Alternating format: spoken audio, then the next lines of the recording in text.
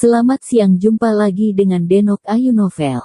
Bagaimana kabar sobat semua? Sebelum kita mulai cerita ini, ayo silakan subscribe, like, komen, share dan nyalakan loncengnya untuk mendapatkan notifikasi terbaru ketika Mimin upload videonya.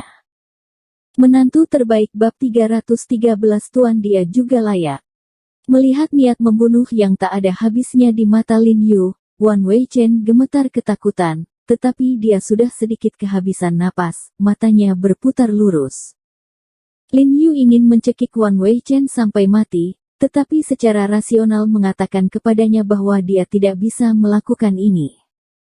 Begitu dia melepaskannya, tubuh Wan Weichen menghantam tanah dengan embusan, seperti ikan yang terdampar kembali ke air, terengah-engah. Presiden Wan, saya akan menyelamatkan hidup Anda hari ini. Saya harap Anda dapat mengingat pelajaran itu, menghargai hidup Anda, dan menjalani hidup Anda. Bagaimanapun, hidup itu sangat berharga. Suara Lin Yu sangat dingin, dan dia agak malu pada akhirnya.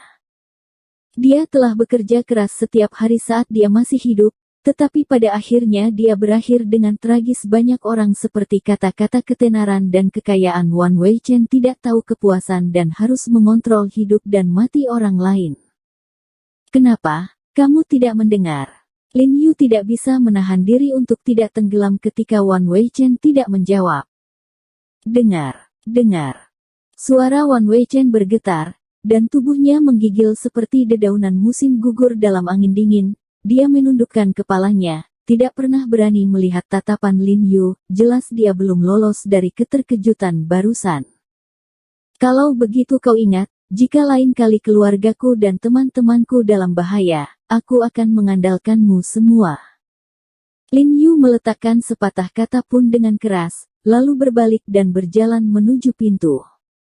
Menghitung semuanya padanya. Wajah Wan Weichen pahit, dan dia tidak bisa mengatakan apa-apa. Apakah ini terlalu tidak masuk akal? Melihat punggung Lin Yu yang memudar, dia mengepalkan tinjunya dengan erat, matanya menjadi sangat rumit. Lin Yu langsung kembali ke rumah sakit setelah keluar dari keluarga Wan. Yang mengejutkan, Ye Qingmei sudah bangun. Begitu dia memasuki ruang dalam, dia melihat Ye Qingmei sudah duduk, bersandar di bantal, memegang secangkir air panas di tangannya, dan mengobrol dengan Jiang Yanzeng. Meski wajahnya masih sedikit pucat, tapi dia bersemangat. Tubuh Lin Yu bergetar tiba-tiba, dan matanya sedikit kering. Sepanjang siang dan malam, dia telah tersiksa dan khawatir. Dia telah lama dalam pengobatan, dan dia tidak pernah memiliki psikologi semacam ini karena pasien manapun. Ketika dia berjalan ke pintu lagi, dia tiba-tiba berhenti, ragu-ragu, dan ingin masuk, tetapi dia takut mengganggu mereka. Setelah mengalami hidup dan mati, Ye Qingmei pasti punya banyak hal untuk dibicarakan. Jiarong. Ye Qingmei memanggil Lin Yu dengan lembut ketika dia melihat Lin Yu, volumenya tidak keras, tetapi sedikit bergetar. Faktanya, dia selalu sadar selama dia koma. Meskipun Xiao Yu yang dia bicarakan di dalam hatinya, wajah He Jiarong muncul dari benaknya. Dia tidak bisa lagi mengatakan siapa He Jiarong di depannya, semua karena pemberiannya dia merasa terlalu banyak deja vu. Kakak senior, apakah kamu bangun? Lin Yu sedikit berhati-hati ketika berbicara, seolah-olah dia malu ketika pertama kali melihat Ye Qingmei. Dia sekarang ingin duduk di sampingnya sebagai Lin Yu, memegang tangannya, dan menuangkan kekhawatirannya ketika dia dalam keadaan koma. Sayang sekali dia tidak bisa, sekarang dia adalah kekasih Jiang Yan. Aku akan keluar untuk mencuci handuk dan kalian berdua akan berbicara sebentar. Jiang Yan mengambil handuk di sebelahnya dan berjalan keluar dengan penglihatan yang bagus. Jiarong, terima kasih. Ye Qingmei tersenyum lembut pada Lin Yu. Meskipun dia tahu bahwa dia agak aneh untuk berterima kasih pada Lin Yu, dia masih ingin mengatakannya. Bagaimana, apakah kamu merasa lebih baik? Lin Yu tersenyum. Tidak apa-apa, tapi, akankah itu meninggalkan bekas luka? Ye Qing berkedip, setengah bercanda setengah khawatir. Tidak, apakah kamu masih percaya dengan kemampuan medisku? Lin Yu tersenyum pahit dan menggelengkan kepalanya. Seorang wanita adalah seorang wanita dan selalu mengutamakan kecantikan. Jiarong. Ye Qingmei tiba-tiba mengambil inisiatif untuk mengulurkan tangannya dan dengan lembut menggenggam tangan Lin Yu, dan berkata dengan lembut, atau, mari kita kembali ke Qinghai. Ekspresi Lin Yu menjadi tegang, dan dengan cepat menghiburnya, kakak senior, aku tidak melindungimu kali ini. Jangan khawatir, aku tidak akan pernah. Aku tidak mengkhawatirkan diriku sendiri, aku mengkhawatirkanmu. Ye Qingmei menyela pelan, mata Sui Lingling sedih, dan dia menatapnya dengan lembut. Aku tahu orang-orang itu ada di sini untukmu, aku tidak ingin kamu mendapat masalah. Lin Yu memiliki tenggorokan, seolah-olah terhalang oleh sesuatu, hatinya sangat sedih, dia peduli padanya, tentu saja dia tahu bahwa jika bukan karena dia, tembakan itu akan mengenai dia. Dia hanya merasa berhutang, seorang wanita yang bisa memberikan nyawanya untuknya, seorang wanita yang awalnya dia percaya seumur hidup, tapi dia tidak bisa memberikan kebahagiaannya sendiri. Jangan khawatir, kakak perempuan, aku sudah menangani masalah ini, dan situasi ini tidak akan terjadi lagi di masa depan. Lin Yu meremas tangannya dengan lembut, dan berkata dengan lembut dan lega.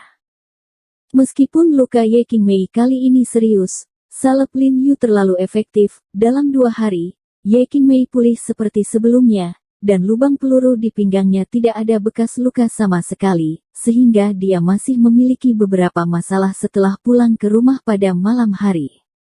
Percaya untuk memegang tangan Jiang Yan di pinggang belakang ramping dan putihnya, Jiang Yan menyentuh dadanya yang kokoh, menyebabkan dia tersenyum.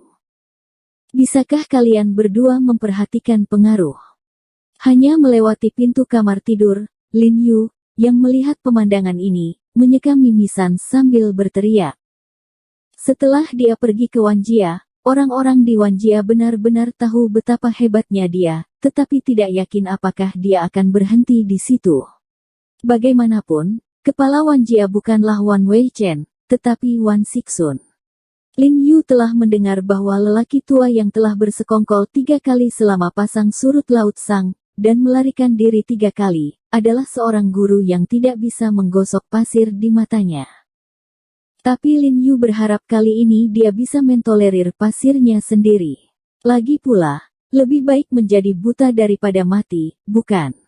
Angin dingin menderu-deru hari ini. Dengan datangnya musim dingin yang dalam, suhu di ibu kota tiba-tiba turun, dan ada lebih banyak pasien di rumah sakit. Ye Qingmei terpaksa tinggal di rumah untuk memulihkan diri oleh Jiang Yan, tetapi Lin Yu tidak datang ke rumah sakit. Karena ada sesuatu di pabrik farmasi, saya pergi ke pabrik farmasi dan menyerahkannya kepada Dou Xingyi.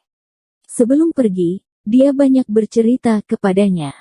Jika Anda menemui pasien yang serius, Anda harus ingat untuk meneleponnya. Dou Xingyi mencibir, wajahnya penuh penghinaan, dia sudah lama di sini, dan dia belum melihat sesuatu yang luar biasa dari Lin Yu, jadi penghinaan terhadap Lin Yu di dalam hatinya menjadi semakin intens, dan dia diam-diam ingin mencari peluang. Bercinta dengan Lin Yu dan gunakan kesempatan untuk pulang. Hari-hari ketika saya terutama menerima dokter di sini benar-benar membosankan. Setiap hari saya menerima beberapa kakek dan nenek tua dengan sakit kepala dan demam otak. Itu tidak menantang. Orang-orang seperti dia yang sukses pada orang muda dan yang hatinya lebih tinggi dari langit secara alami merindukan mereka yang lebih tinggi.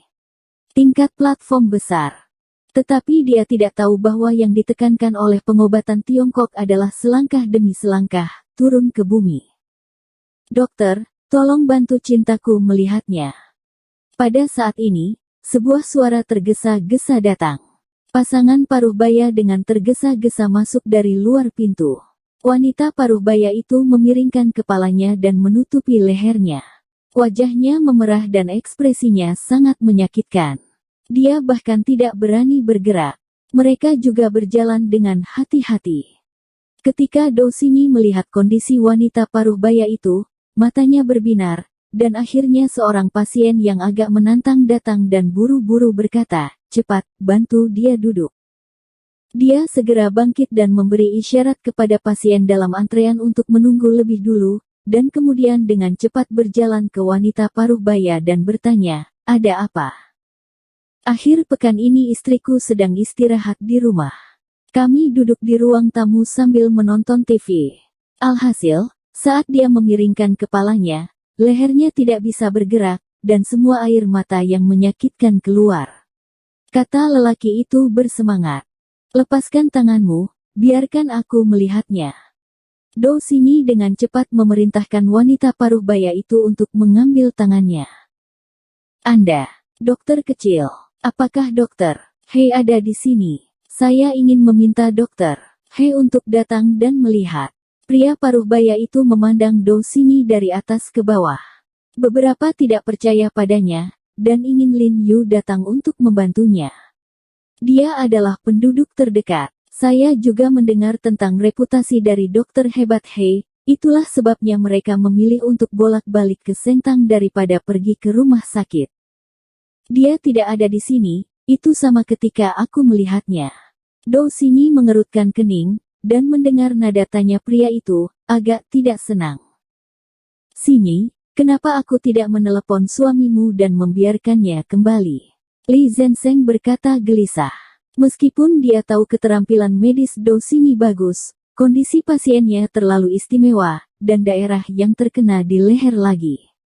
Bagian yang begitu penting ini berhubungan langsung dengan kepala, kalau ada yang tidak beres, itu bukan lelucon, jadi menurutnya lebih baik panggil Lin Yu kembali. Dia, Do Xingyi mencibir, dan berkata dengan ejekan berat, "Keterampilan medisnya tidak sebaik milikku." Begitu dia selesai berbicara, pasien di seluruh ruangan menjadi gempar, penuh kejutan. "Gadis kecil, apa yang kamu katakan agak dibesar-besarkan. Kami telah mendengar tentang keterampilan medis Dr. He." "Ya, bukankah Anda mengikuti Dr. He untuk mempelajari keterampilan medis? Anda seharusnya magang Dr. He. Bisakah magang lebih baik dari master?" Seseorang di kerumunan tidak bisa membantu tetapi mempertanyakan. "Tuan, dia layak mendapatkannya juga." Do Xingyi mendengus, "Jika kakek saya tidak memaksa saya akan datang ke tempat kumuh ini. Saya mulai belajar kedokteran dari kakek saya ketika saya berusia 5 tahun, dan saya membaca lebih banyak buku daripada He Jiarong. Banyak, kenapa dia lebih baik dariku?"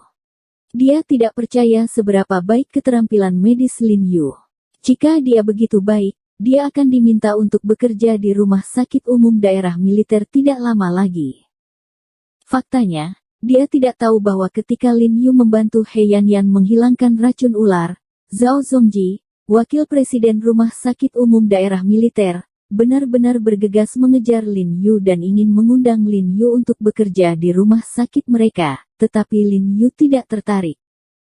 "Gadis kecil, siapa kakekmu?" Melihat Do Xingyi berbicara begitu keras, orang-orang di sekitar tidak bisa menahan rasa ingin tahu. Do Zongyong, seorang ahli pengobatan Tiongkok yang secara khusus disewa oleh panti Jompo Junsan. Kata Do Xingyi dengan kepala terangkat. "Oh, sanatorium Junsan, tempat itu adalah tempat tinggal orang-orang besar. Kalau begitu, keterampilan medis kakek gadis kecil ini pasti luar biasa." "Lao Do, saya pernah mendengar bahwa keterampilan medis tidak berbeda dengan Wan Siling yang mendirikan gereja di Qianzitang, bahkan di atas Wan Siling." Sekelompok pasien mulai berbicara setelah mendengar kata-kata itu, dan mata mereka terhadap Do Xingyi awalnya tidak meremehkan. Ketika pria paruh baya mendengar bahwa Do Xingyi adalah seorang dokter yang jenius, dia segera tampak kewalahan dan dengan hormat berkata, "Dokter kecil, betapa tersinggung barusan, bisakah Anda membantu kekasih saya untuk melihat?" Do Xingyi tersenyum percaya diri, dengan sedikit arogansi di wajahnya, dan berkata, "Singkirkan tanganmu." Setelah wanita paruh baya itu melepaskan tangannya, dia menekan tangannya ke leher wanita itu dan memeriksanya dengan cermat. Kemudian dia memeriksa denyut nadi wanita paruh baya itu dan berkata, masalahnya tidak serius atau tidak serius. Awalnya, jika berlarut-larut, itu mungkin mengancam nyawa. Kulit pria paruh baya itu tiba-tiba berubah dan berkata, lalu dia, apa penyakitnya? Ini bukan penyakit, ini disebabkan oleh ketegangan. Kalau aku tidak salah, dia memiliki leher kaku yang parah akhir-akhir ini, bukan? Sifat pekerjaannya seharusnya hanya duduk di depan komputer, dan semakin sakit lehernya, semakin kuat menggerakkan leher. Wajah Dousini tenang, dan dia berkata dengan tegas. Ya, pria paruh baya itu tampak sangat gembira, dan berkata kepada Dousini dengan jempol, seperti yang diharapkan setelah menjadi dokter terkenal, dia tidak mengatakan apa-apa yang salah. Begitu suaranya jatuh, para pasien di aula juga berseru. Oh, gadis kecil itu benar-benar cakap. Keturunan dokter jenius luar biasa. Jangan katakan, dia benar-benar sebanding dengan Dr. He. Dousini mendengar pujian dari semua orang di rumah, ekspresinya bahkan lebih serius. Dokter jenius kecil, bisakah kamu menyembuhkan kekasihku? Pria paruh baya itu bertanya dengan hormat. Tentu saja bisa, selama kamu menggunakan akupuntur dan moxibusidong, gejalanya akan sangat berkurang.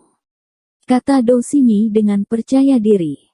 Li Zenseng awalnya berencana menelepon Lin Yu, tetapi melihat Dousini melihat dengan sangat akurat, dia ragu-ragu sejenak dengan jari-jarinya memegang telepon, dan meletakkan telepon kembali. Bersambung. Terima kasih kepada kalian yang telah menonton video ini. Jangan lupa tekan tombol subscribe-nya dan nyalakan notifikasinya untuk mendapatkan video-video seru lainnya dari Denok Ayu Novel.